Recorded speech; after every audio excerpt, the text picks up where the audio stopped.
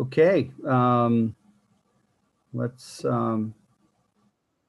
start the class, and let me do a share screen. Do you guys, can you see the Excel, the blank Excel file?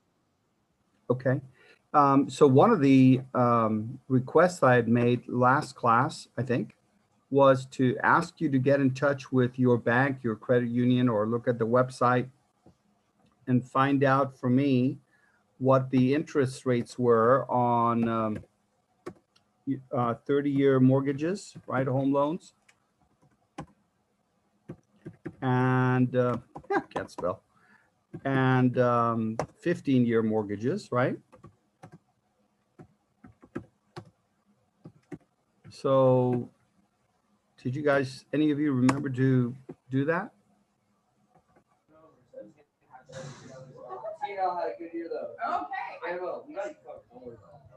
Okay. I can't hear you. There's background noise. Anybody got some mortgage interest rates for me?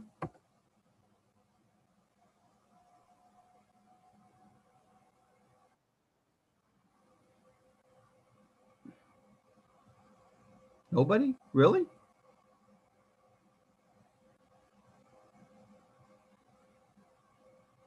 Well, that's disappointing.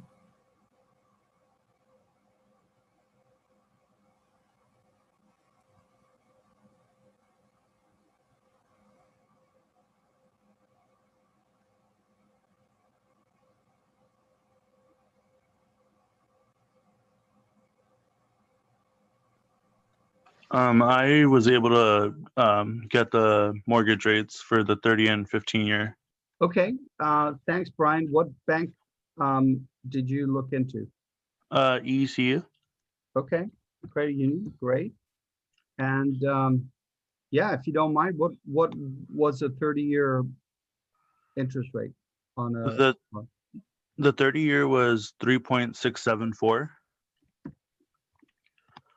All right, and the 15 year? The 15 was 3.337. Okay, excellent. And then, thank you. Did you inquire, were you able to find out anything about closing costs or the cost to get into a loan, points or fees or? I forgot to ask about that. Okay, that's fine. That's fine. So that's fine. Thank you for getting me that. Anybody else? I have my rates for Bank of America. Excellent. Thanks, Connor. What did you get, Connor, for 30 year? For 30 years, it was 2.750%. Okay. How about 15? It was 2.25. Excellent. And then it has a thing, points. Yeah. For 30 year, it's 0.84. 0.84 points. Yes. Okay. For either a 30 or a 15 year, right? It's different for each. So for a 15 year, it says 0.68.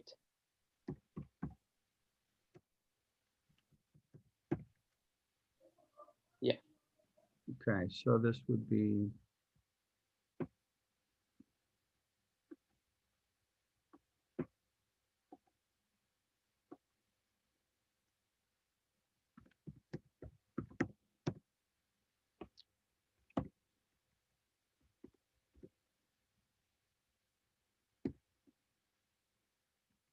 Can you remind me, Professor, what the points mean? Yes, no, absolutely. Glad to. So if you, let's say, got $100,000 mortgage, kind of using easy numbers, fair enough. 1 point is 1% of that loan. So 1% would be, hey, Desi, there's background noise.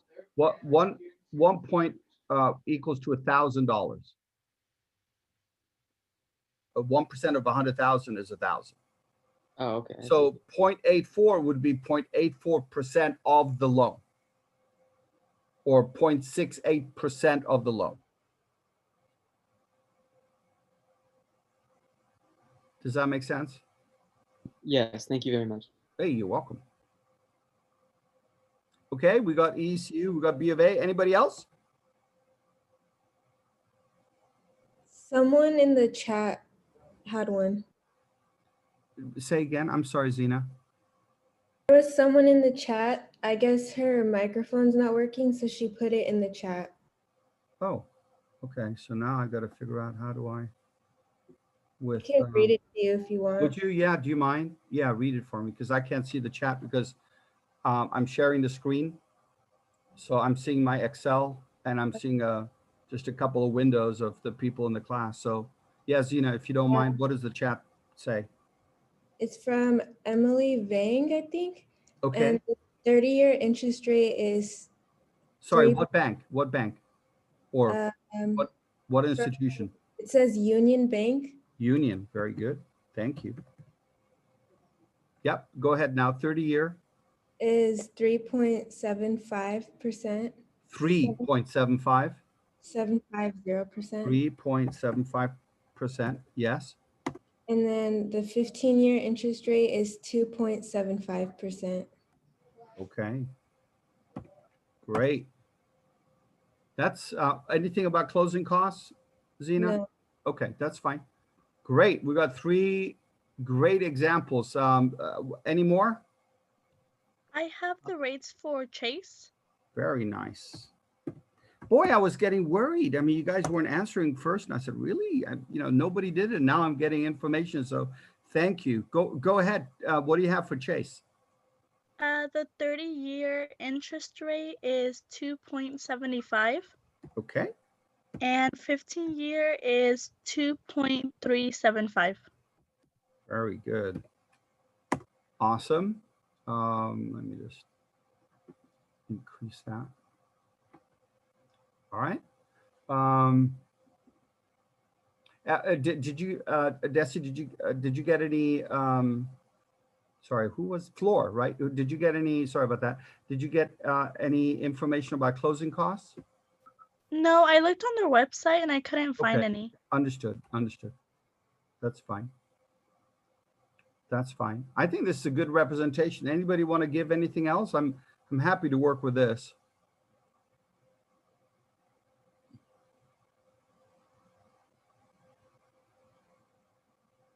We good? All right. So let me stop sharing this screen. Oh, now I see the chat. 4 chats. Where's the chats? 3.05. Oh, there's there's yours, Emily. The audio isn't working. Got it. Okay. Thank you for sharing. So I just see, oh, I see each of these sentences is a chat. Got it. So now let me go to, let me share screen and show you guys something else. We're going to use that information in just a moment. Can you guys see this realtor.com? Yeah. Okay, good. So, and that's why I just went to, www.realtor.com. I was trying to figure out what average home prices now are in Fresno. And the median listing price, can you guys see that, is 299.9 thousand, basically 300 grand. So that's the most common listing price right now. And the most common sales price, median sold home price, is 354,000. And then if I scroll down, kind of give an example, and so the value, what did Churchill say? There is lies, damn lies, and statistics. So in order to come up with a most common listing price, look at the kind of ranges that we have. Here's one for 74,000, 1 bedroom, 1 bath, 371 square foot, tiny, right? on Effie Street. And here's one for 3 million. Yeah, that it's not 56 bed. That's wrong. 5 or 6 bedroom, not 56 bed. Wrong. And not 28 bath. Maybe it is. Maybe it's an apartment complex. 20. All of these are different units. I'll be fine. So this is not a single family residence. My bad. I misread that. Oh, look at this one. This is, so these things do have mistakes. Sorry, I don't mean to go down this rabbit hole, but $1,500, right, is what it says. So if you click on this puppy, it's on Lewis and Blackstone. And so I looked at this because I was shocked. $1,500. And it's an open lot. See that on Blackstone Avenue? But this has to be a mistake, I would think. The last time it was sold, according to this, was in 2013, but for 50,000. So 50,000 is a more believable number than whatever this is, I think. So not all these numbers you can see are accurate. And sometimes people put these crazy numbers to just get phone calls, because maybe there's just no activity on this. And then say, well, 1,500, but what are you willing to pay for it, right? Just as a way to get rid of it, but who knows? Let me go back to homes.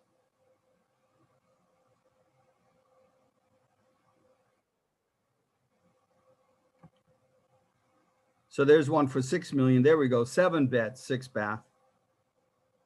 So 7 bed, 6 bath, 6 million in one range. And what was it? 74,000 on the other.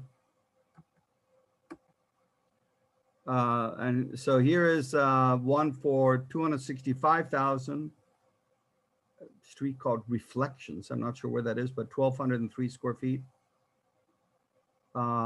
Sold the fastest. I don't know what that means. And a recent sale, 500,000. So the numbers are all over the place, right? But the most common price is in the $300,000 neighborhood. So let's go back to our Excel. Are you guys seeing the Excel sheet? Yes. Yes.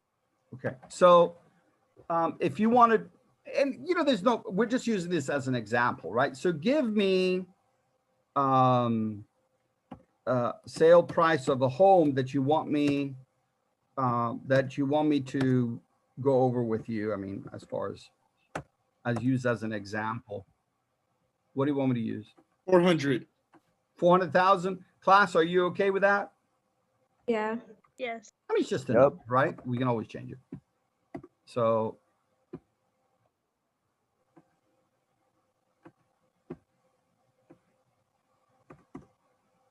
$400,000. So again, we're just using assumptions. A traditional mortgage requires a 20% down payment, meaning you want to buy a house for 400,000, you have to come up with 20% of that purchase price. So plus 0.2 times, which is 80,000. And then the loan or the mortgage is for the rest. It's for 80%, right? The remaining amount. So plus 400,000 minus 80. So there we go. So that is 80%. And this is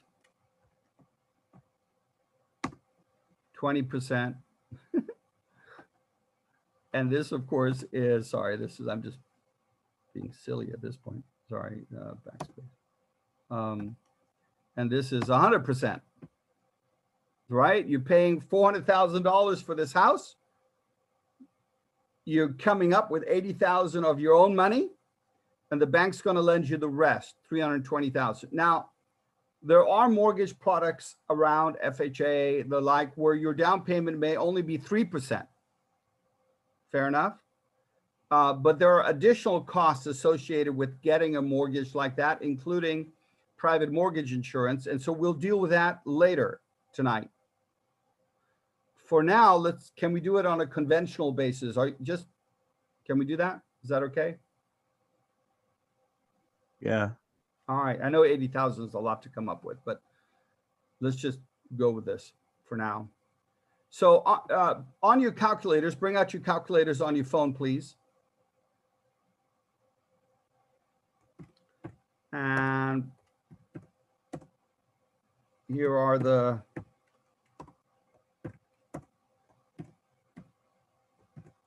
five buttons. What's the other one? N. Okay. So that's in the gray row, right, on your calculators. And we've used that for investment purposes. Now we're going to use it for a loan. So what would you think the present value is? Again, hold on. We got to know 4 of these variables to figure out the 5th, right? And what I want to figure out is the payment. What's my payment going to be on the mortgage? On this mortgage? On a $320,000 home loan? What is my payment going to be? So what would you say the present value is? What would you put as a number in the present value field? 400,000. So you're saying put in the price of the house. 320,000. And you're saying put in the amount that you're borrowing. And again, what we're trying to find out is what my payment is going to be on the amount that I'm borrowing. Fair? So the present value is the loan that we got, because that's what we're trying to identify what our payment is going to be on. And it's present value because remember when we did the investments, we're focusing on future value. How much are we going to amass when we get ready to retire? And I showed you guys how all to be millionaires, right?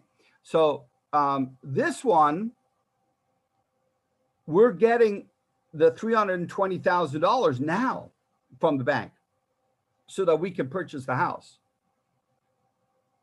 So in this case, the big dollar amount is not in the future. The big dollar amount is what we're getting today.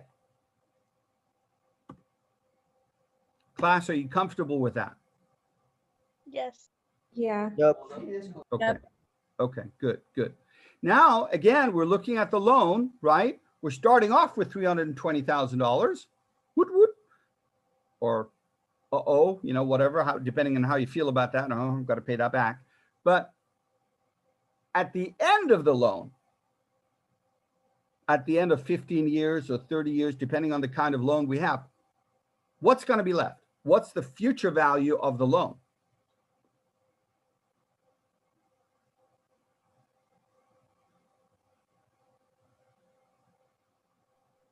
The interest and the 320,000. So yeah, okay. So we're going to make payments every month on this loan. Agreed? When you get a home loan, you know, you get the bill every month. You got to pay. It's just like paying rent, except this time we're paying the bank. We're paying them back, and we're paying interest on the money that we borrowed from them, and we're paying a little bit of it back, right? Every month. So sure, we're going to pay back interest, but at the end of the loan, in 15 years' time, let's talk about a 15-year mortgage. In 15 years' time, what will I owe the bank? Just the interest, because the money you get from the loan is your investment, and you have that money still. Okay, so the 320 we have, agreed, but it's not a gift, agreed. I mean, they're giving it to us, but they're lending it to us, and we're using it to buy the house, and we got to pay all of it back, do we not? Yes, but you have like what's it called, the equity of the house, so you can sell that, and that's the money you gave them. Well, you know, if we sell the house, then hopefully we can sell the house for enough money to pay the loan off. But in this, I'm imagining a situation where we're staying in this house and we just got to pay the loan back, right? And right, if we don't pay the loan back, the bank will foreclose on us and take the home away. We have to make the payments every month. So at the end of 15 Zero. years, what are we going to owe? $0. So, You're going to owe zero because you paid them off. I mean, not immediately, but a little bit every month. And at the end of 15 years, if it's a 15-year mortgage, we're going to owe the bank nothing, right? That's the goal, to pay the loan off. Agreed?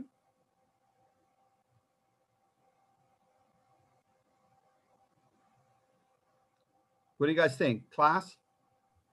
Yeah.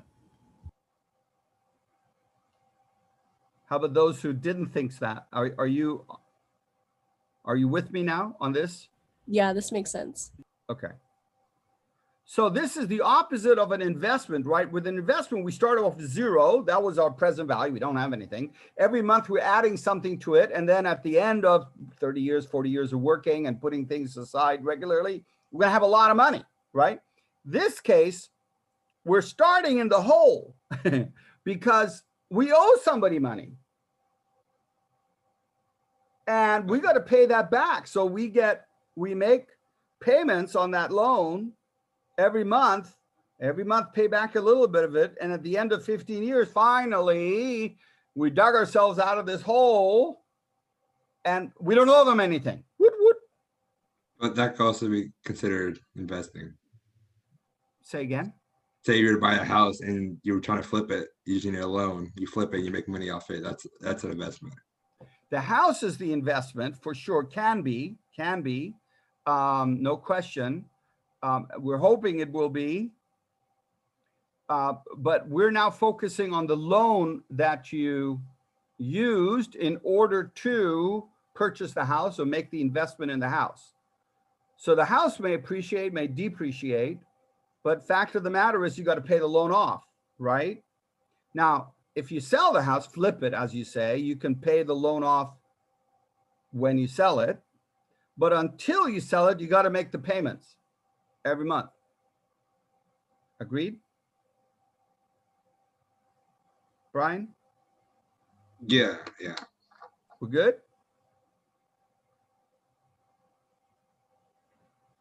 All right. So, all right. So now we have, we want to calculate the payments. So that's what I want to figure out. But we need 4 in order of the 5 variables. So the third one I'm going to look at is the interest rate. So let's use one of the 15-year interest rates. Which one do you want to use? let's use the Chase 30-year. No, I want to go 15 right now. Is that okay? We'll do the 32. But for now, if you don't mind, let's do the 15-year. Steve, is that all right? Yeah. So Can we what? try the- Sorry, What's can we try the lowest 15-year mortgage and then the highest 30-year mortgage? Yeah, Or like the lowest 15-year mortgage, I interest love it. rate, and then What's the the highest. lowest 15-year mortgage? Let's see. It looks like Bank of America, I think. I agree with you. Yeah. So what interest rate do I put in here? So is this interest rate yearly? So that's the question. So you asked it better than I did. So the 2.25%, all of these quotes that we have on this Excel sheet are annual interest rates. Because Okay. anytime you get an interest rate code from a bank, whether it's an investment or a loan, they'll quote it to you in the form of an annual interest rate, right? Oh, okay. But for the purposes of our calculation, what do we have to put in the interest rate cell? If you're conducting monthly payments, when you have to divide it by 12? Thumbs up. Thanks. Absolutely. I'm actually happy I got that. Yay. Yeah, you did it. So you're 100% correct. So it's the 2.25%, but we got to divide it by 12 because we got to find a monthly interest rate, because the interest rate, it's got to reflect the frequency of the payments. Okay. And actually it's got to reflect the frequency of the compounding, but that's okay. We're you know, interest on interest. But for sure the payments are monthly, and the compounding, we're just going to say it's monthly. We good with that? So, so IY is the 2.25% divided by 12, which in decimals is this 0.001875. Yes. In a percentage, it is 0.1875%. I'm sorry, I think I missed it, but what number did you divide by 12? So we used the cheapest 15-year mortgage, which was the B of A. So this equals, 2.25% divided by 12. Does that help, Zena? Yeah, thank you. Yeah, you're welcome. And it equals, hold on. That is the same as 0.001875. So because 0.1875% is 0.1875 divided by 100, and so those are the extra 2 zeros on a decimal basis, right? All right, so that's the interest rate. And then what is N? It would be 180, I believe. Excellent, James. And how did you come up with that? I took 15 years and multiplied it by 12 for the 12 months. Very good. There's 12 months in every year. There's 15 years. So there's 180 payments that we're going to make on a 15-year mortgage. Agreed? Class, are you with me? Yeah. Yes. Yeah. Okay. Yeah. Awesome. Awesome. All right. Now let's go to your calculators. Ready?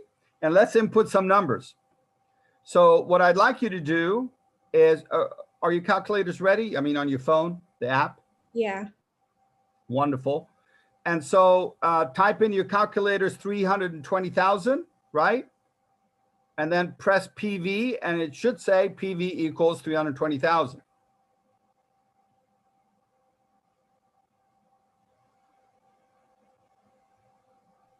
Hold on. Can you guys make note of this, please?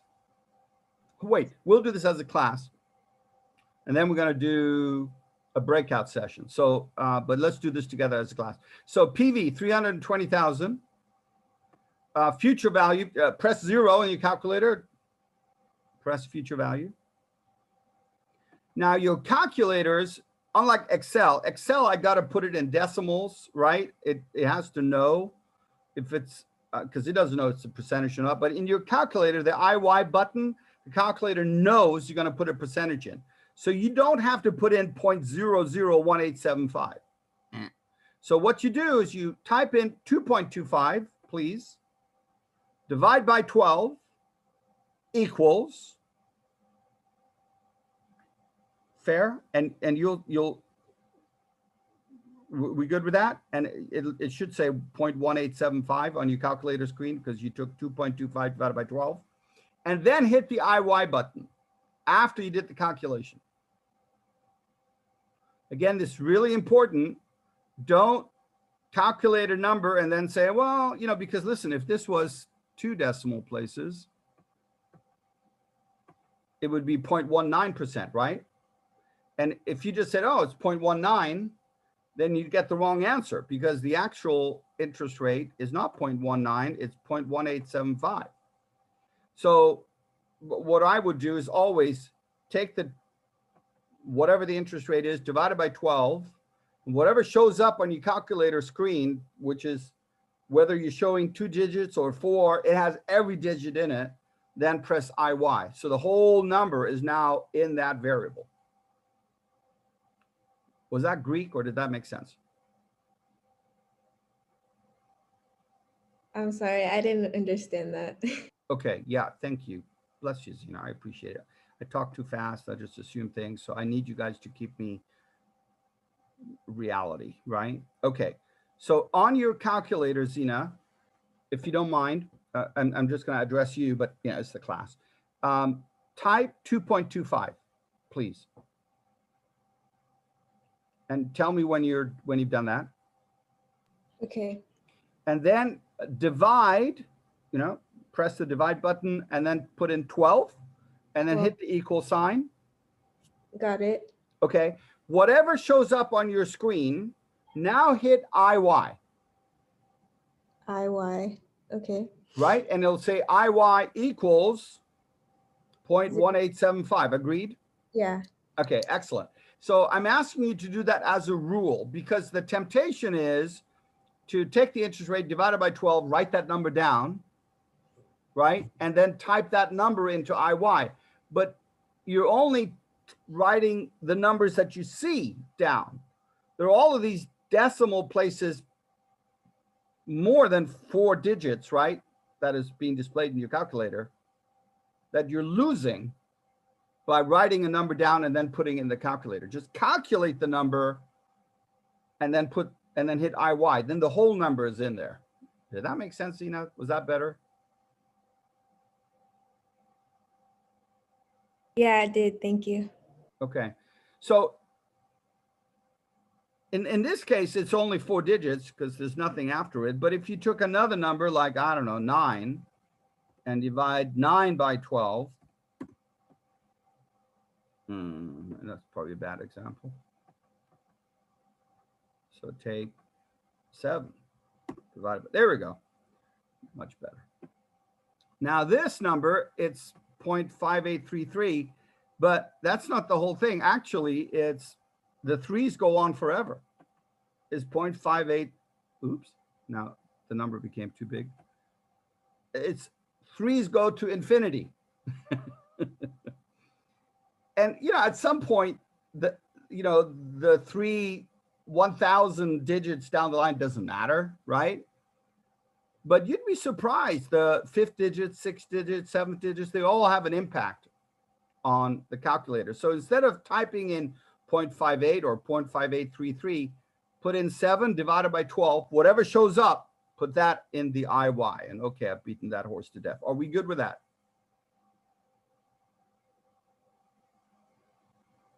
Yes. Okay, thanks, Sina. All right, and then type in 180 on your calculator and hit N. And now go to compute. Remember the top left button on your calculator, CPT, and compute payment. What do we get?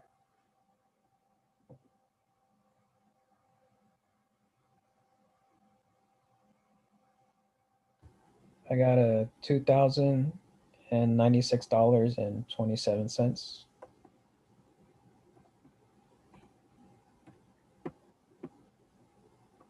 Class, did you all agree with that? Yes. Yes. Awesome, awesome. So I'm only putting this in Excel because I can cheat. Rate is that, and I'll show you what I mean with cheat. I can use the power of Excel to expedite things.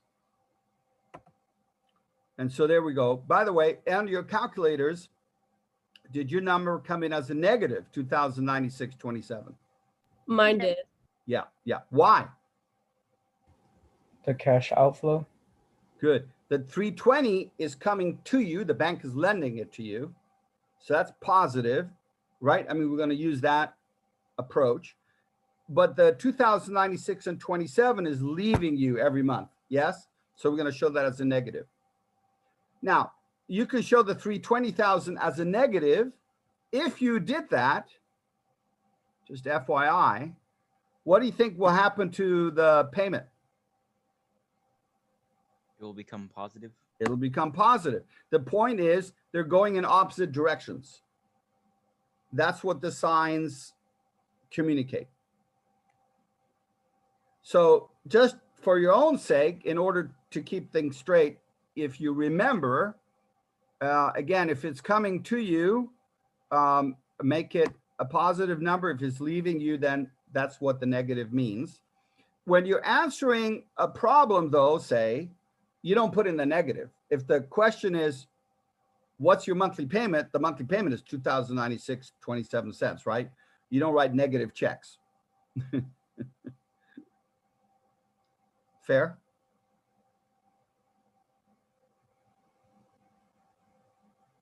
Yes. Okay. Great. Sorry that I keep waiting for you guys to affirm, or one person to affirm. I should really take it for granted that it makes sense, but I appreciate the feedback. All right. So now what I want to do, per Ingrid's suggestion, is let's do the same thing, but now let's use the highest 15-year interest rate, which is at ECU, and it's 3.337%. Can you guys make a note of these numbers? I'm going to put you out in breakout groups. So if you don't mind, a $320,000 mortgage, 15 years, right? That's what we're looking at. And the rate, annual rate, is 3.337%. Yes? And the question is, what's the payment?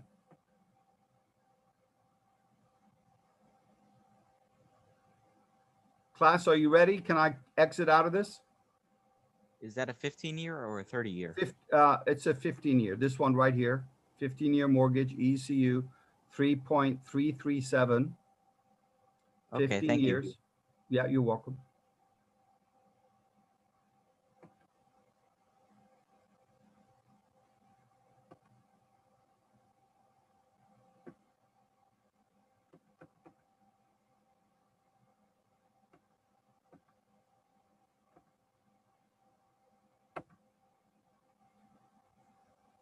Okay, so I've opened up the breakout rooms, and I'll call you back, right?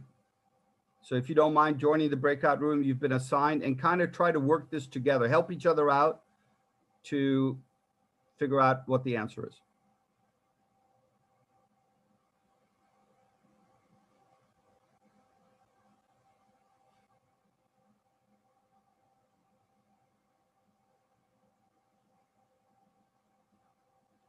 Daniela, Lee, Tarnja, if you don't mind, join a breakout group, please.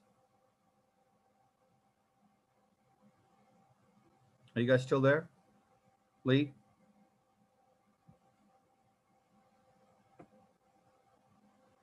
Tarnjit? That's too bad.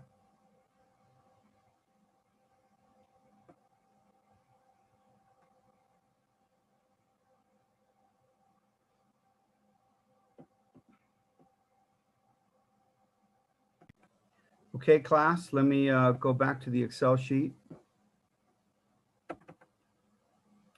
And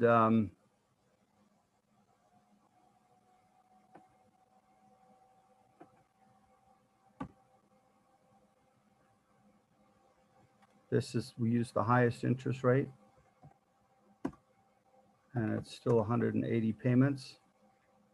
Let's see if this will do it. Did you guys get 2262.1? Yep. Yeah. Yeah. Awesome. Yep. Excellent. Well done, class. Well done, class. So, and so now let me just do something else, just kind of to show you. And that's kind of one of the powers of Excel is so easy to handle. And here's the Chase one.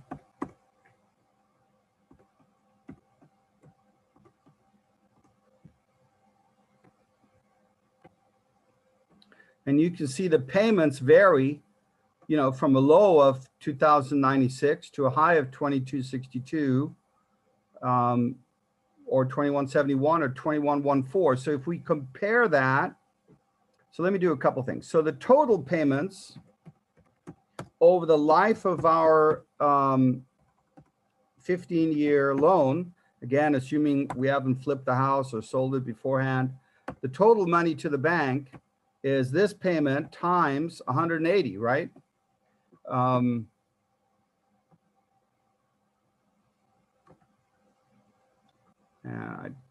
don't want a negative here.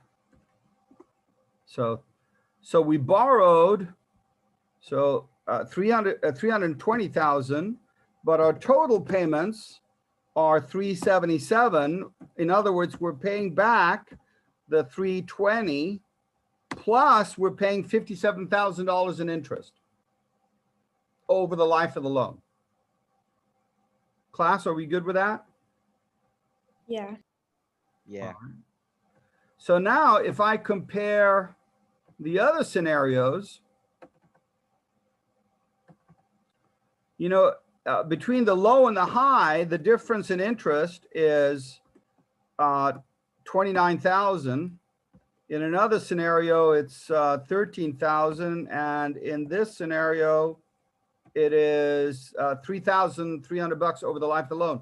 This scenario is the difference between 2 1/4 and 2 3/8. The difference is 1/8 of a percent, 0.125% difference.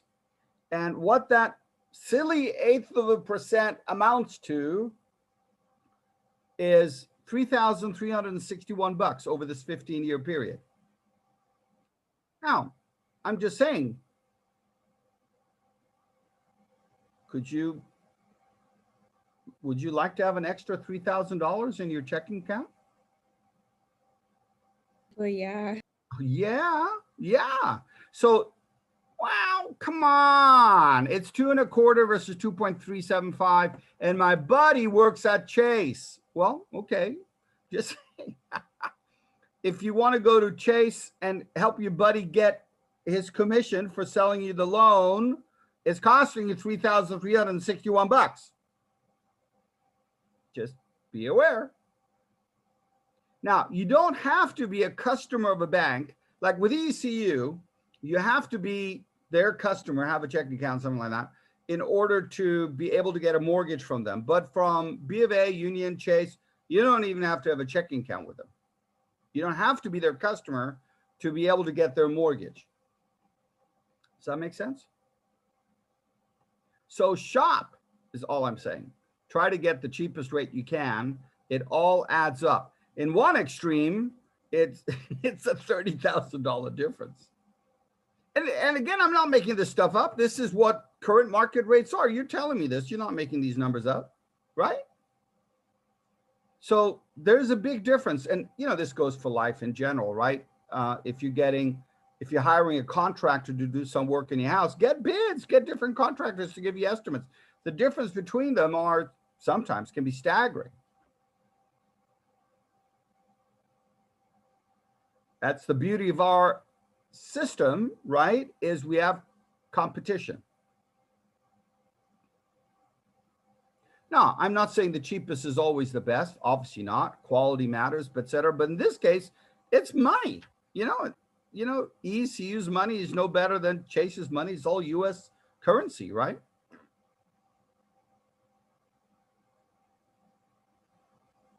What do you think?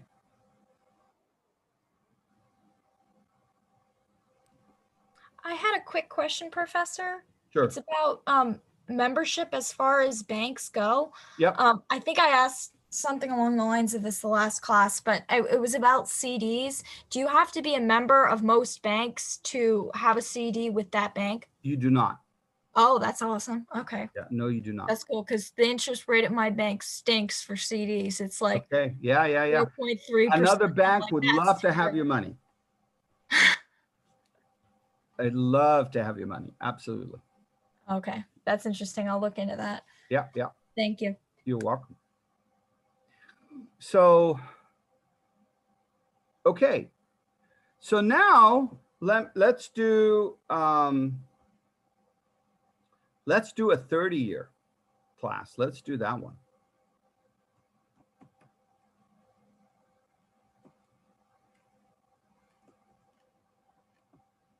So we're borrowing the same amount of money. Fair enough.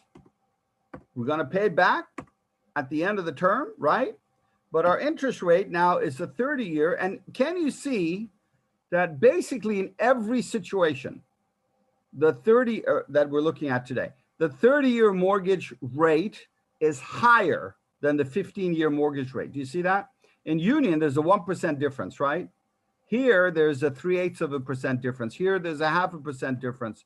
And here is, I don't know what that is. What is that difference? Is that a quarter?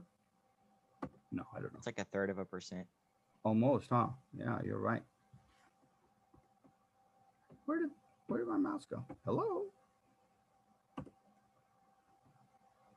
Why won't it?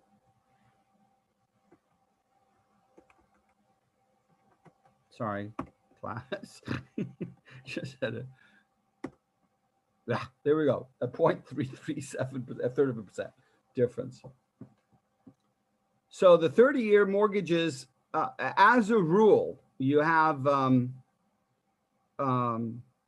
yield curve where the longer term interest rates are more expensive or higher than the shorter term interest rates. Not always. Sometimes the yield curves get inverted, but as a whole, as a general, a fair generalization, 30-year mortgages are more often than not more expensive than the 15-year. Fair?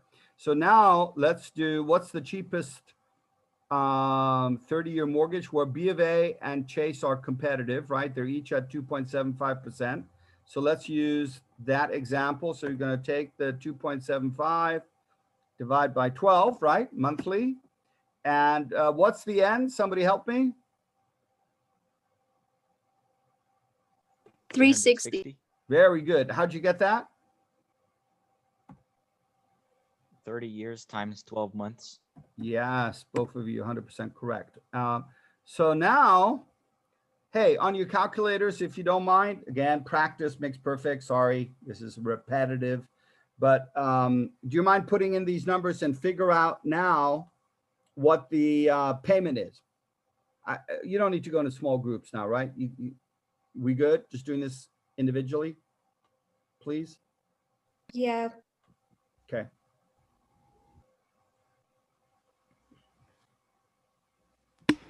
What did you divide to get the interest yield? Oh, sorry, I couldn't quite hear you. What was the question? What did you divide to get the interest yield? Oh, I used Chase's, Oh. the cheapest 30-year mortgage, 2.75, and I divided that by 12. Okay. Sure.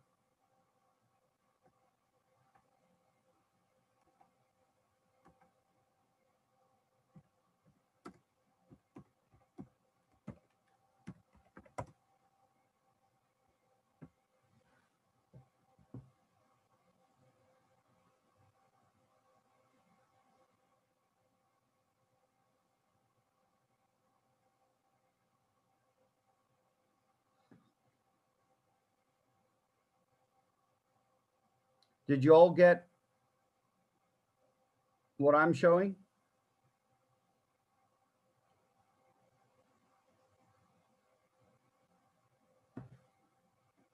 Yeah. Right? $1,306.37.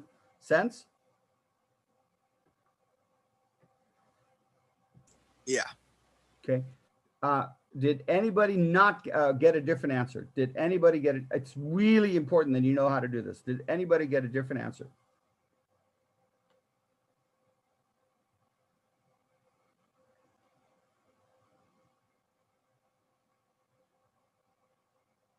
Okay, so I'll take that as a no. Fair? Don't be shy. I mean, really important. If you don't know, then I guarantee you there's 10 other people that don't know either, but equally shy to speak up. How you guys feeling? Confident. Ah, music to my ears. I'm a little bit scared because I don't know. Scared why? Because it's new. All of the buttons kind of scare me when I look at it as a whole. But like once you like go through it, it's better. Does that make sense? It does. No, it does. Absolutely. No, new things that we're not familiar with. We kind of sometimes deer in the headlights. We just kind of, oh my God, what is this? Where do I start? I'm not familiar, not comfortable. This is totally normal, totally normal. But as you do it, as you are forced to do it, you got the instructor with a gun, at your head. You have to do this. Then okay. Then and when you get the same numbers that the instructor gets, that ought to make you confident, right? It's like, yes, you got it. For sure. Yeah, that's really secret sauce right there. So okay, so now wait a minute. So your payments are $1,300 a month. I'm rounding down, compared to at the low level $2,100 a month. So what is that difference? That is an $789.90, an $800 a month lower payment. So in one sense, that's really attractive, right? You got to pay $800 less a month to own the house. Woot, woot, woot, right? Look at the interest. But your total payments, you're paying less a month, but you're paying it 360 times instead of 180 times. Your total payments on this mortgage are now, same mortgage, 300. You're now paying back $470,000. You're paying back the 320, plus you're paying back $150,000 in interest. $150,000 in interest instead of 60. See that? Almost $90,000 more. Not quite triple. Not quite. Mind blowing, isn't it?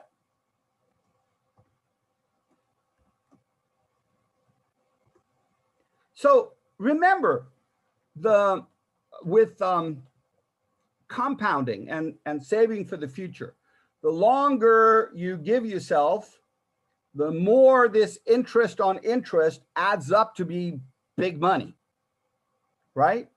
Here, compound interest, instead of working for you as you're building up in investments, it's working against you. Who is it working in favor of? Who is benefiting? The bank. Professor? The bank. Exactly. Why do you think, if you look at bank headquarters, they're multi-story high skyscrapers in big cities, and our homes are one-story homes, right? Why? Because they're getting the benefit of compounding. We're paying it to them. So listen, you hire a broker, a real estate broker, and they show you around, and you go to it. Let's do this. Hold on, bear with me. Let's say you can afford the $2,100 a month payment. Can we just make that assumption that you can afford that? So now my payment is $2,000, right? The interest rate on a 30-year mortgage is this thing, right? N is that. Future value is 0. How much could I borrow if I could afford to make a $2,000 a month payment? And we'll come to that. How does the bank determine if you can afford it or not? We'll do that. But let's say we can afford it. The bank agrees, yes, you can afford $2,100 a month payments. And at the 30-year interest rate, right? Same interest rate as that. How much do you think we can borrow? Okay, on your calculators, ready? If you have 4, we can figure out the 5th. So what do we know? N, so class, do this with me. Type in 360 and hit N, right? N equals 360. We good? Yeah. Next, go to IY, and what interest rates do we use? We used, I forget, do we use G3? We used Chase's, the lowest one. So type in 2.75 on your calculator, divide by 12, hit divide, and then type in 12, hit equal, and whatever number shows up on your screen, hit IY. And IY now ought to equal,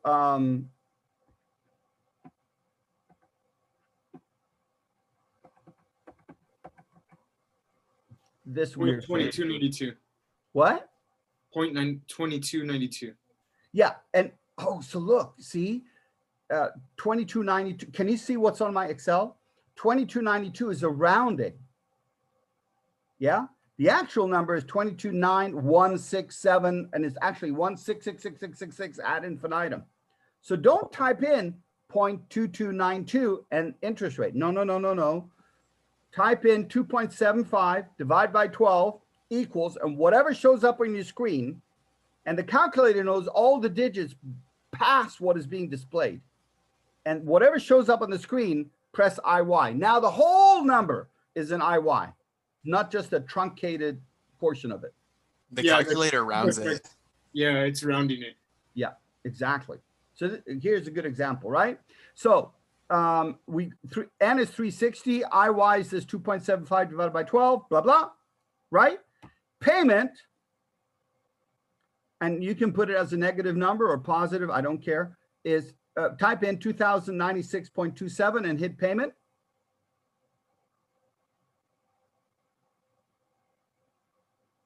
Did I go too fast or are you still with me? Type in what? This payment number, 2096.27. Do you see it on the screen in front of you? Oh yeah. Well, yeah. Type in that number and hit payment, PMT. It should say payment equals that number. And it doesn't have to be negative. Don't worry about that. But put in 2096.27. We good? Yeah. Good. And then zero, type in 0 and press future value. Yes? And then hit compute PV. You know, the CPT at the top left of the calculator and hit PV.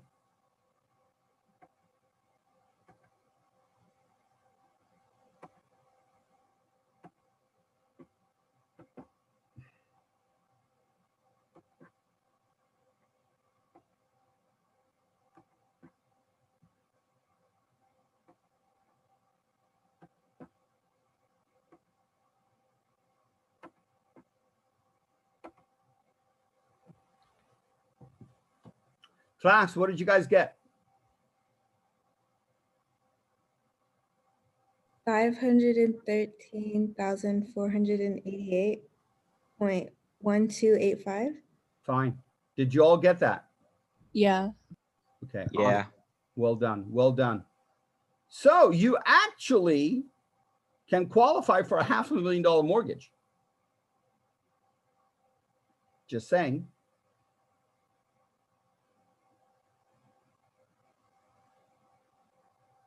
But if you if you qualify for that, right?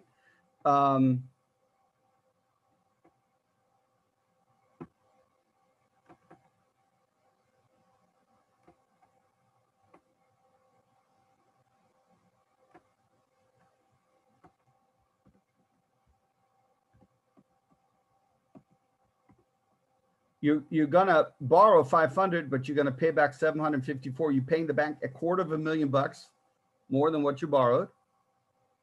And you're gonna be in hock or in debt or whatever to the bank for 30 years. So just because you are able to borrow 500,000 doesn't mean you should. Does that make sense? Yeah. Now the broker who's showing the house is going to get excited because the broker spends almost as much time selling a $200,000 house than a $700,000 house, right? But the broker makes a commission on the sale, 6%, 3%, whatever it is. And so the higher the purchase price, the more money he makes, right? So the broker's incentive is to put you in the biggest house you can afford because he makes the biggest paycheck. Agreed?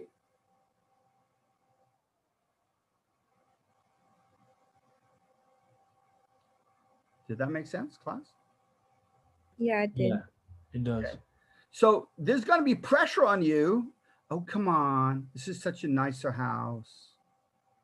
You can afford it. The bank says so. I remember,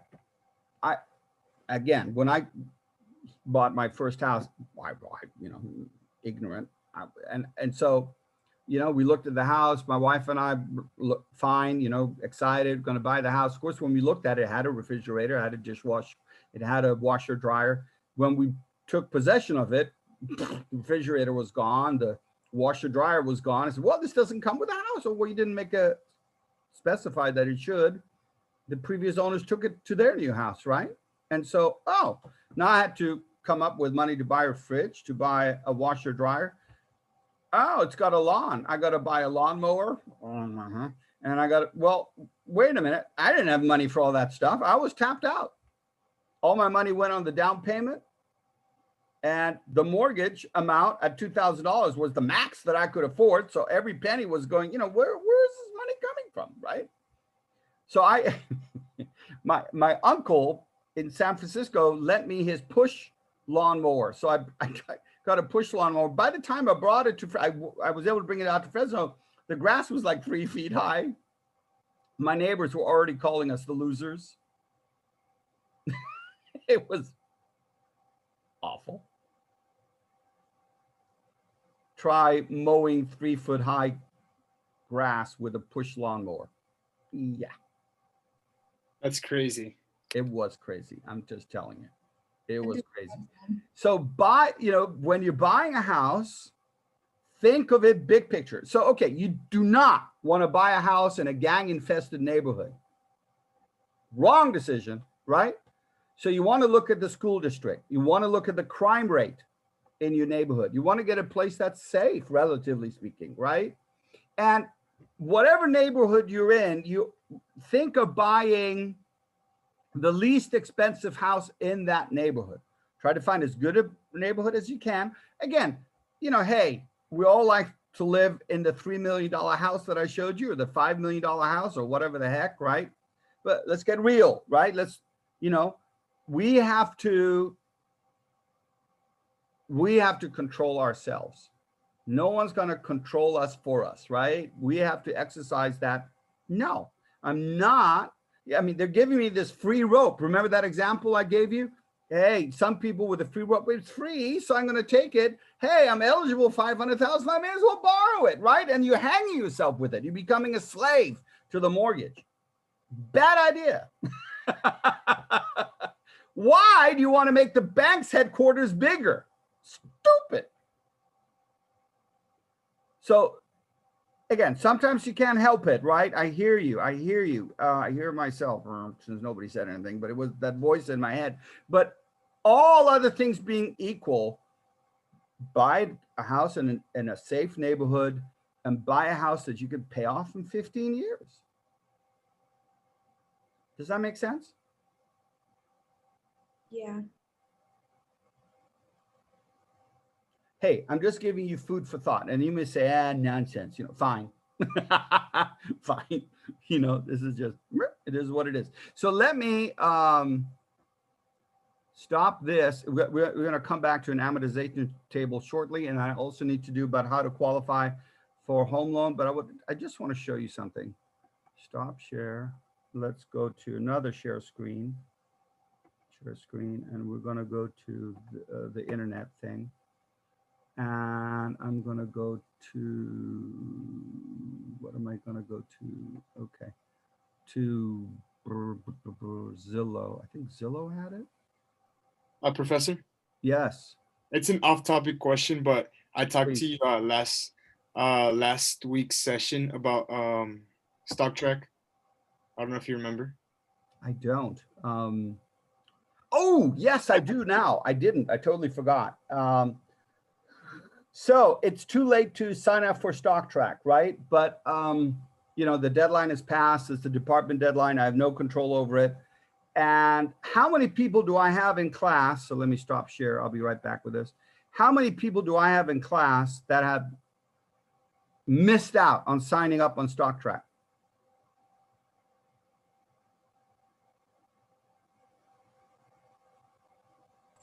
I did. So I did. Brian, I did too. Blake, and Steve, right? 3 of you? I did. I did as well. 5 of you? Anybody else? Wait, anybody else what? Not sign up on stock track. Oh, no, I did. Okay. So, all right. So 5 people. So so it's 10% of your grade, right? So if you don't do it, impossible to get an A in this class. So what those of you who've signed up, you're allowed to work in teams, right? Of 3 people. In some cases, I'll let you do 4. Again, the data that you're working with is going to be the same, but everybody's report got to be their own, right? No copy pasting. And then hopefully anybody in that group will share the cost, right? That $30, divvy it up by however many people there are in the group. Who is willing to take on an extra teammate on your stock track exercise? Again, the name of everybody doesn't have to be on your stock track account, but in your report, you need to say, here are the 4 people, 3 people, 2 people who partnered. Does that make sense? So Emily, thank you. How many people can you add? 2. All right. Come on. Me. I'll go. Come on, send her whatever, send her an email, whatever. I mean, a message, let her know how to contact you or whatever. Are we good? So that's 2, 3 more left. Anybody else other than, thank you, Emily, so much. Anybody else who can add, who's willing to add people to their stock track exercise?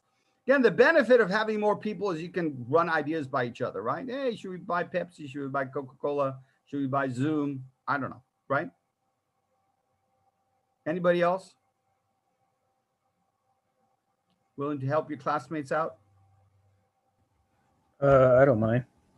Who is that? Me. I know. Who's James. Me? Sorry. Do you mind on your message board saying that? And how many can you take on? Well, it's just by myself, so probably like 4 more or. Well, no. however So the many. max is 4. So you can handle 3 more, actually. Yeah, 3 more. There you go. Are you okay with that? Sure, I don't mind. Well, bless you. All right. So the 5 people you guys are all taken care of. Agreed?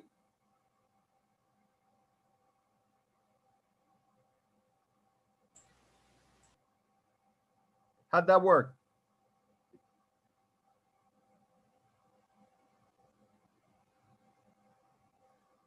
Floor can add 1. Well, bless you, if needed. So you have choices now. And I'm sorry, I just didn't see who was speaking. I heard your voice and he said me, but who was it?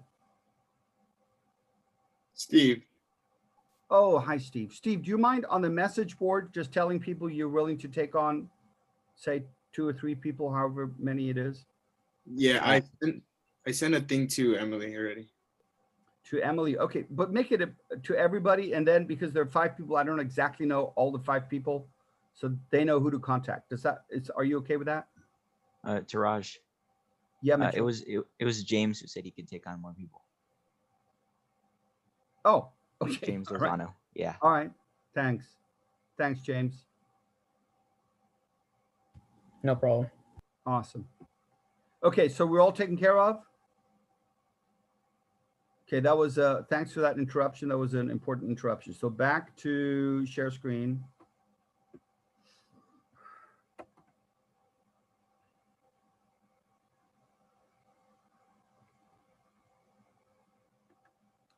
Do you guys all see the Zillow?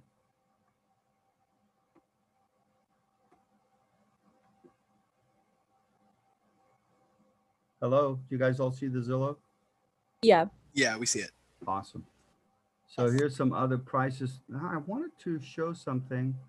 Buy, sell, rent, homes for sale by owner. Come on, Traj, where was that? So bear with me. Where did it go? Clovis Real Estate. Is that, I'm sorry. So realtor.com. Is that where it was? What I wanted to show you is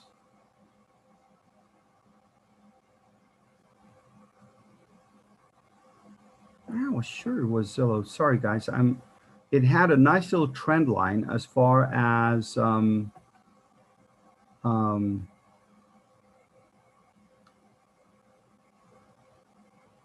changes in real estate price and the appreciation. And it had this nice little graph, and now I can't find the darn thing. Bear with me.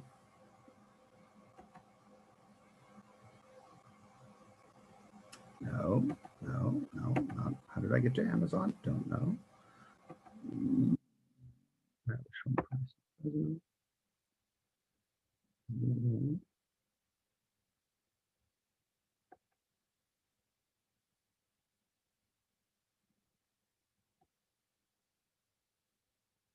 There we go. This is, can you guys see this graph? Yeah. So this is the average price of homes, right? And Zillow is saying that, they're expecting home prices to go up by 8% next year. Who knows? I guess it's just the trend line in Fresno. Right or wrong, I don't know. So, but look at this here, where home prices in 2010 at 155,000 dropped to 134,000. So if you had 20% equity, or I'm sorry, from 293 to 134, dropped in half. Dropped one more time from 293. Now that's just 150 from 293 down to average of 134. So in general, home prices go up, but there have been times in our economy when home prices have gone down, right? Now, if you are in a situation where you're maxed out and you borrowed the most money you can afford, and you're strapped because you're making the highest payment you can afford, right? And you're there for 30 years, and then home values have declined, how are you going to get out from that, right? So you can't always flip a house, buy a house cheap and sell it higher.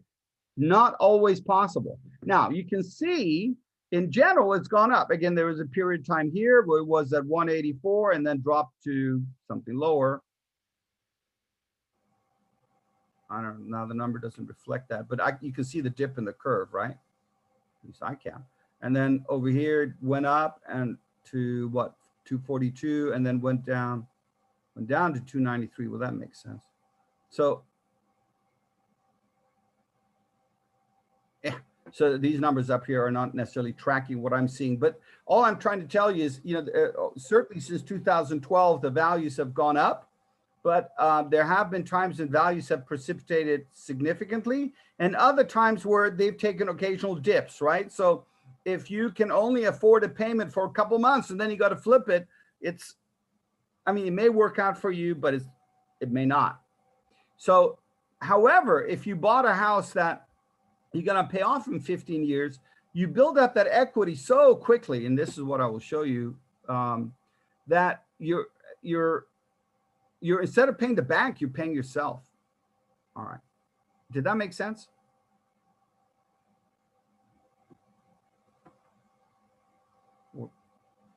Rambling too much? Let's go to share screen and let's go to Excel. All right. So now I'm going to start a new tab.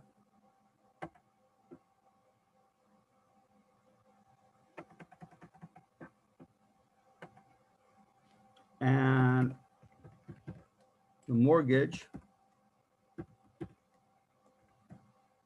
I'm just going to use the example that we've already had, 320,000. And the term years going to be 15.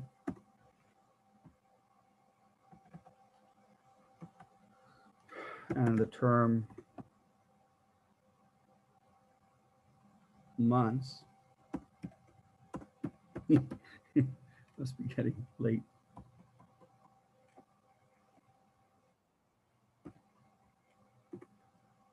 Is 180, and the interest rate year, I'm going to use the cheapest one,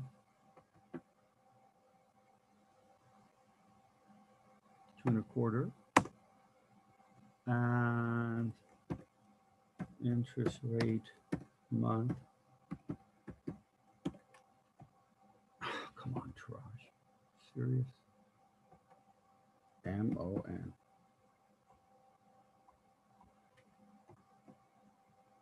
Is that divided by 12? What else do I need? Oh, the payment. So I'm just going to calculate that out. Insert function. And I know that we did that in the previous tab, but for this purpose, I just want to do it again. I hope you don't mind. My interest rate is this. Number of periods is that. Present value, I'm going to use a negative because I want my payment to be a positive. Future value is 0. And hit it. And there's my 2009.27 cents payment. So this is all a repeat from what we did in the last sheet. And now here's some new column headings, period. So first period, and then my beginning loan balance.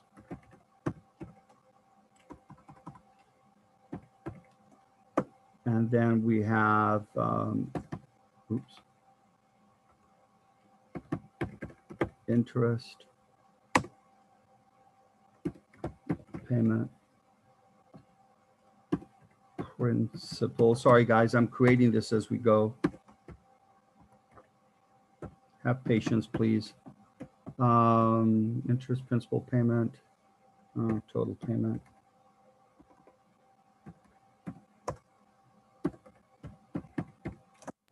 Then we have ending loan balance. Is this a amortization schedule? Yes, we're putting together. Yes, we are putting together an amortization schedule. Correct. All right. So we're starting. We got this mortgage, and we're starting off with a $320,000 balance. That's what we borrowed, and our total payment every month is $2,096.27. The question is, how much of this payment is going towards interest on the loan, and how much of that payment is going towards paying the loan back? So the calculation is we take the loan amount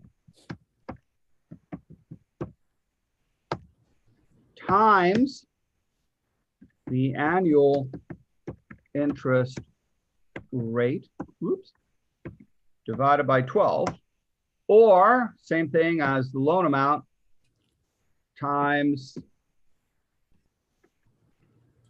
the monthly.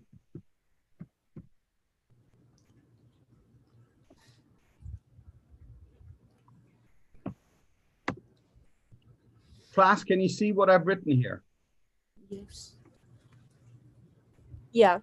Does that make sense to you?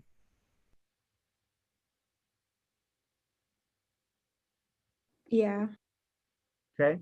So what I'm going to do is I'm going to multiply the loan amount times, now I could take the annual interest rate divided by 12, but I've already done the divide by 12 here, right? So I'm going to multiply by the monthly interest rate. And so, interesting, $600 of my $2,000 payment is going towards interest. And so, first of all, are you okay with that?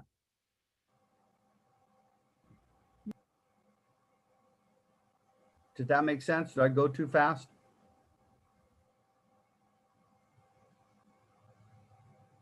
I got it. You got it? Okay. So the total payment is $2,096.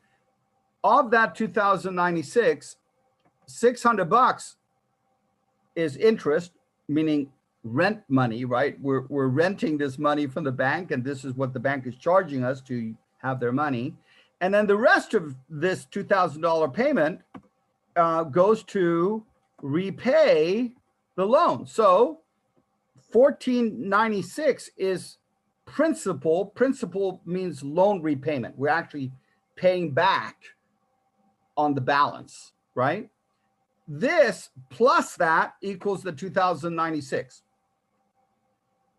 But out of the 2096, 600 is interest, and 1496, which is the difference between these two, is principal. Did that make sense?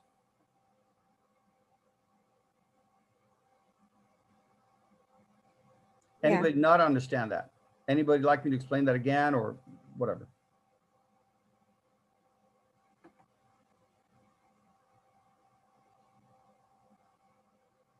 Going once, going twice. Okay, so if I'm paying back $1,496.27, my ending loan balance is what I started off with, the 320, less what I paid back, the 1496. Okay. Now the next month, my beginning loan balance is what I ended up with in the previous month, right? My ending loan balance at the end of month 1 is my beginning loan balance at the beginning of month 2. Yes? Class? Yeah. Okay. My total payment doesn't change, but the interest sure does.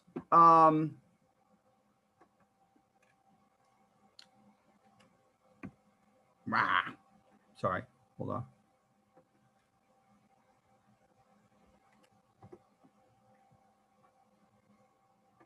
My interest is now, again, it's this 318,000 times the 0.001875, right? My interest is now 597. It's what, $2.81 less? Why? Why is my interest less? Your Because principal your is balance lower. is low. Yeah, my loan is less, so my interest therefore is less. And therefore the amount that I'm paying back is, you know, almost $3 more, right? Because my payment doesn't change. $3 less in interest means $3 more in loan payback.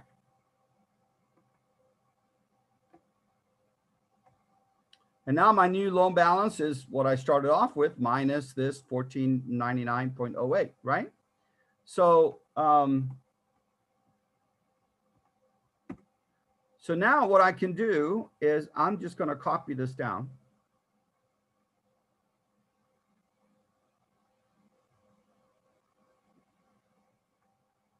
And there, ooh, that worked out.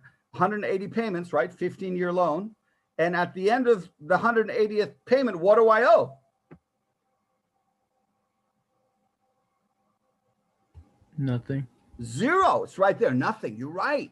So that's my check figure. That means I've done the calculations correctly. If I come up with a positive number, I made a mistake somewhere. Right? Do you see it? So 180 payments. Now, of course, what we can do, you know, this is period, but we can put a date on it. So this, my first payment could be 11/1/20. And then what I do is I just fill this thing in all the way to the 180th payment. Oops. And I go up here to, it says fill. And then down arrow, I go to series. And I choose monthly. That's the step value. So it's a date, step value, 1 month at a time. Hit OK. Bazinga. Is that the right word? So if I want to know what my balance is a year from now, it's going to be 301,000. I start off with 320. So I paid off what, $18,000. See it?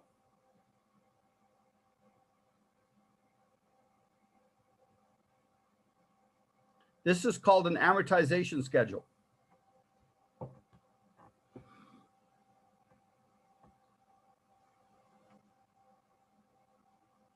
Questions?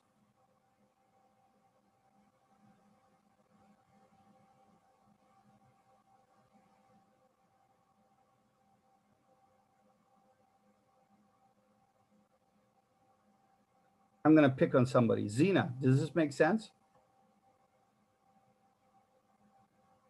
Sorry. Yeah. Okay, thanks. Appreciate you.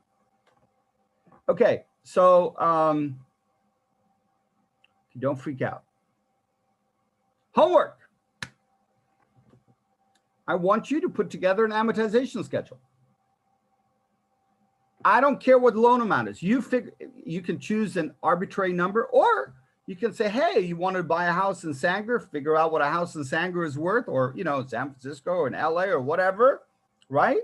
Come up with, if this is the house, you're going to put on a 20% down payment. Let's just go with that. And you need to borrow the rest. So that's your loan amount. The interest rate we already kind of went through, right? It's a whatever the 15-year interest rate is. Figure out the payment that you do through your calculator.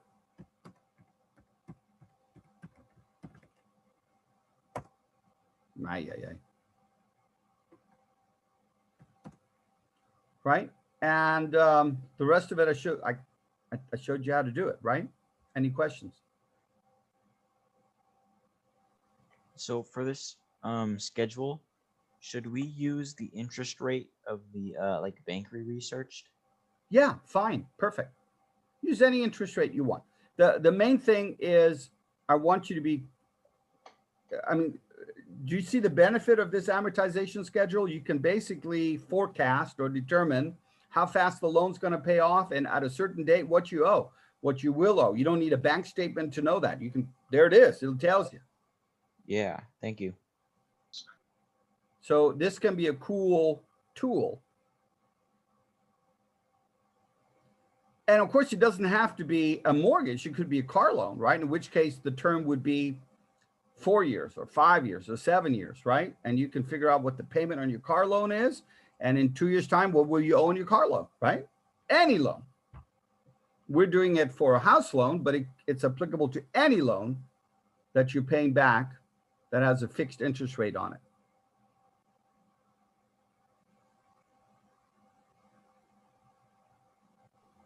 So a monetization table?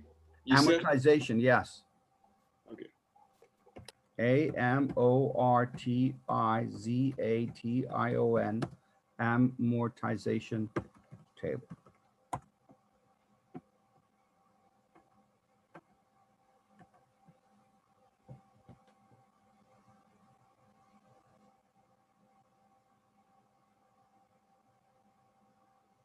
How do you guys feel about this? A little daunting, but you guys okay? Willing to try that? Sure. Okay, thank you. And then we also have the textbook readings, right? Yeah, yeah, normal stuff. Yeah, absolutely. Mm-hmm. And those, do you have a deadline on them, or Not just really. like I right don't. now? I just do it. Just get it done. Just get it done. Yeah. The same goes for the quizzes, Now, right? what? Same goes for the quizzes. Yeah. I haven't assigned quizzes. I've just assigned homework, right? Yeah, we only have homework. Homework, right? Mm-hmm. Yeah, that's what. You wanted us to turn in this amortization schedule anywhere? Yeah, or- so this amortization schedule, again, I have not asked for your budget because it's kind of personal. Does that make sense? I've Right. not asked for your personal financials because it's kind of personal, right? And I don't want that stuff floating around, right?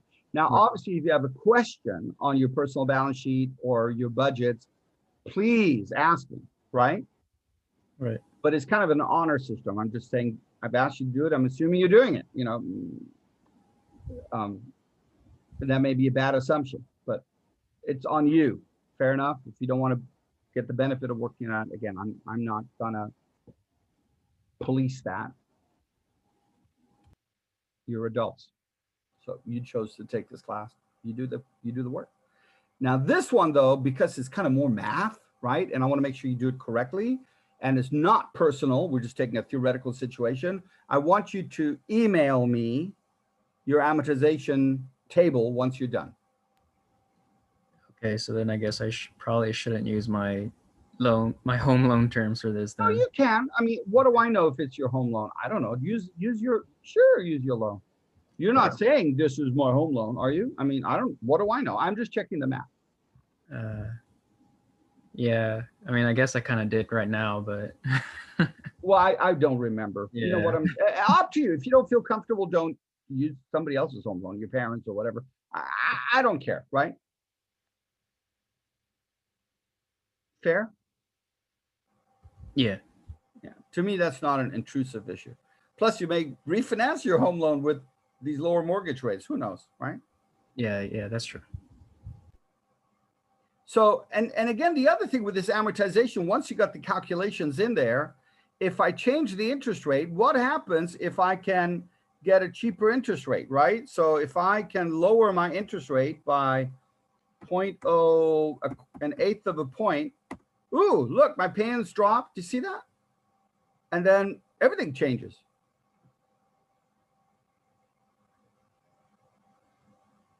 Right? And again, if you go to the bottom of the interest, you can sum up the interest, tells you the interest you pay over the whole life of the loan, or the interest you paid in year 1, year 2. It's all there. You can just add it up. It's easy.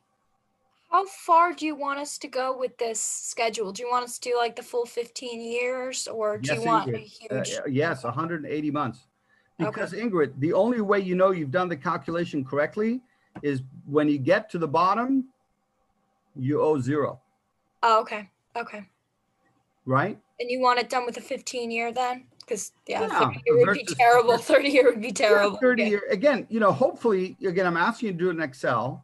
And I would hate, I mean, it's up to you. I mean, you could theoretically do 180 individual calculations, right? Uh-huh. But not, yeah, no. No, you want to copy paste like I'm showing you, right?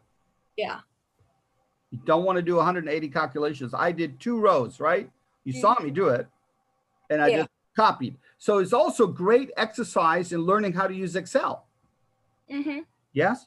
Yes. Okay. Now, let me show you a trick.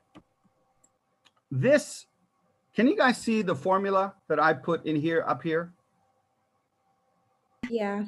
Okay. Yeah. C13 is the cell to my left of where I'm at, right? So that's the beginning loan balance. E7 is the monthly interest rate, or the annual interest rate divided by 12. Agreed? Agreed? Yeah. Okay.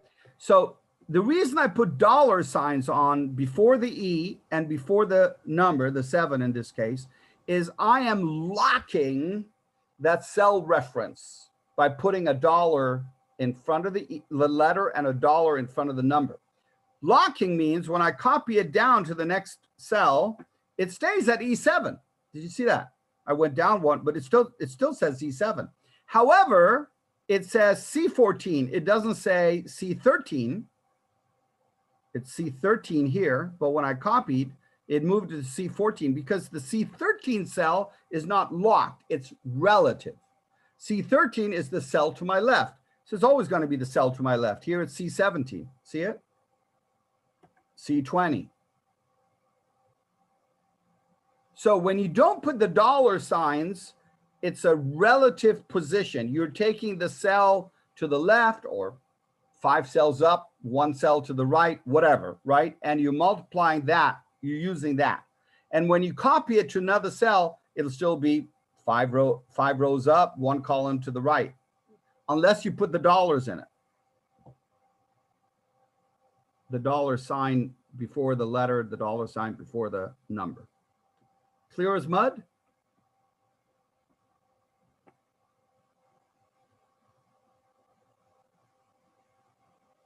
Ingrid, keep me sane here. Did that make sense? Yes, it did. Okay, great. Awesome. Thank you. Did. I have one question. Yeah, Caleb. Do you think we can get like an empty version of this, like just with the labels that we can fill in? Like, I don't need the equations. Understood. Just like. No, in fact, what I'll do, I was thinking about that. I'm going to upload this table, but it won't have the formulae. Yeah. But it'll have the numbers, kind of as a check figure. Okay. Is that okay? That way you guys can. For sure. Thank you. Yes. Yeah. I need to do that. You're right. Good suggestion. Okay, so now let me do let me do something else. Here, let me take this stuff and I'll move it over here. Wow. That was not nice. Hold on. There we go. Okay. So now what I'm going to do is, don't freak out. Whatever. Copy. And I'm going to move this stuff over. I just want to show something to you guys. Let me move my Zoom thing over here.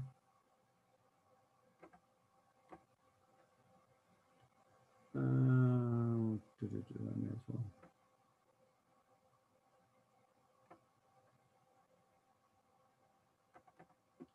So my mortgage is going to be, come on, sorry guys, bear with me. Let me reduce the Zoom thing, it's in the way. Okay, my mortgage is going to be this thing. I'm not changing that. My term is going to be 30 years, and my interest rate is going to be I'm going to use the 30-year mortgage. And instead of 2 1/4, that's what we used, right? The cheapest one. I'm going to use B of A's at 2.75. There we go. And so this already calculates my payment. Why did this change? Oh, because I dropped it by an 1/8. I'm sorry. Okay, there we go, back to normal.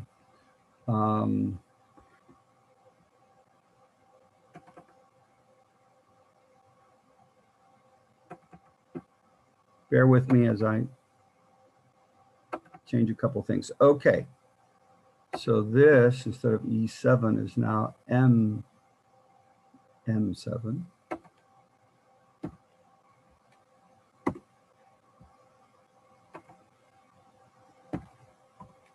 M7, and now let me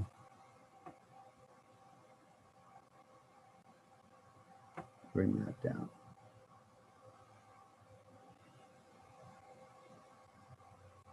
Oops. No, come on, Taraj.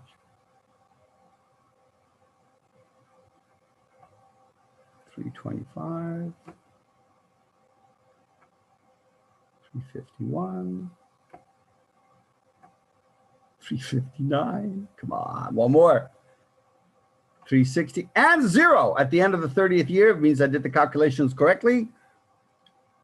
Woot woot. All right, now look at this, class. What I did is next to this, here we have the 15-year, agreed? And right in this column, are you guys still with me, is the 30-year. You okay with that?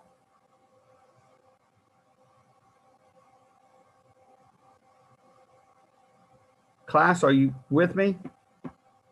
Yes. Okay, so now look at this.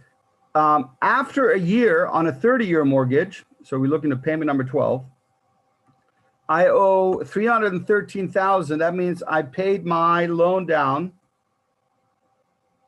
What happened? Why is it not right? Bear with me. Plus this, minus, oh, there we go, go up. So I paid my loan down by $7 grand, whereas with 15-year, I paid my loan down by 18 grand. So, I mean, I am making loan reductions, but do you see how much faster the 15-year is, right? This extra, how much extra are we paying? It's 2,096 instead of 1,300. We're paying $800, right? More. But that, where's that $800 going?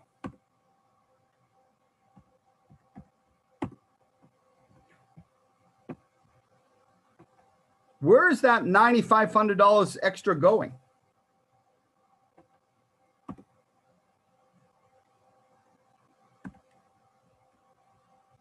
Anyone? The interest? The 9,500 extra that we're paying is going to pay down the loan. So that $9,500 extra that we're paying a year goes to us. It builds our equity in the house.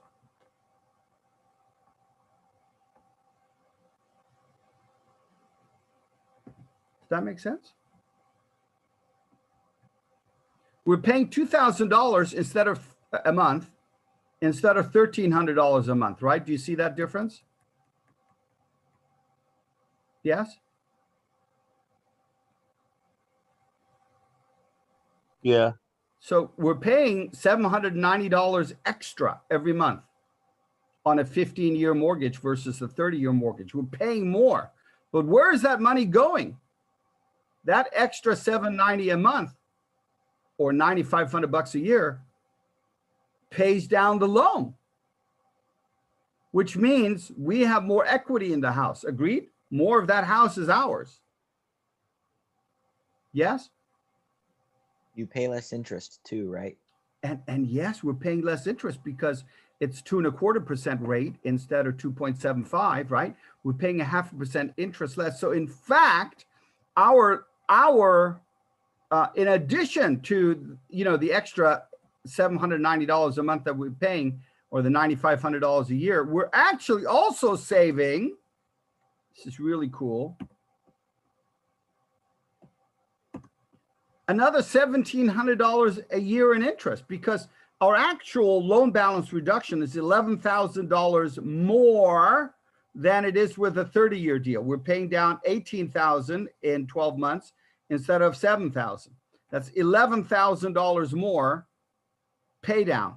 But we're only coming up with $9,500 more in cash. Why are we paying down this loan by an extra $1,700? Because we're saving interest.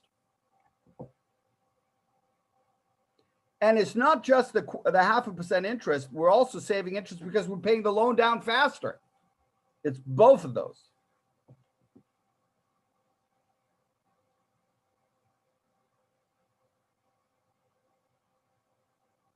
Did that make sense? Yes. When would you like us to email our example of this? Before next class, how does that sound to you? Okay, awesome. Is that reasonable? Yep. Okay. And as always, if you need more time, I'll give you more time. But I mean, that would be a good goal for you to have. What you don't want to do is have all this stuff kind of add up, right? And then end of the semester, then you're in trouble. Questions for me? So the homework is just email you the amortization table, right? Yes, sir.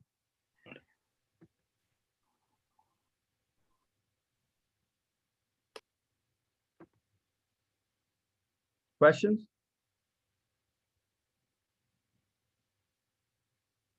Guys feel okay? Did you learn something? You're gonna post a template, right? Yeah, I will. Okay, yeah, that's it.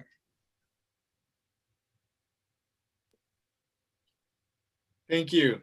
Yeah, you're welcome. So useful class. Everybody liked it? Learned something today? Yeah, it was helpful. Yeah. Okay, awesome. Awesome. Thanks for that positive feedback. I'm needy. I need that positive feedback. So, okay, hey, that's it. Have a great week, and I'll see you next Thursday. Thank you. You're Thank you. welcome. Evening. Good evening. You too. Professor, I had a question with regards to the writing assignment. Yeah. So it What says, writing assignment? Which one? I believe it's like the GE. Oh, I haven't gone over that with you guys. So, Oh, okay. yeah, no worries. Okay, yeah, because I was just wondering if I had to do it because it said freshmen, I believe freshmen and transfer students from 2018 and onwards. I'm a senior, so I'm not too sure. I think the whole class needs to do it. The freshmen need to do it as part of their GE assignments and evaluation, but this is an assignment for the whole class. Okay, all right. All right, thank you, Professor. Yeah, there's no exit. Sorry. Okay. No escape. That's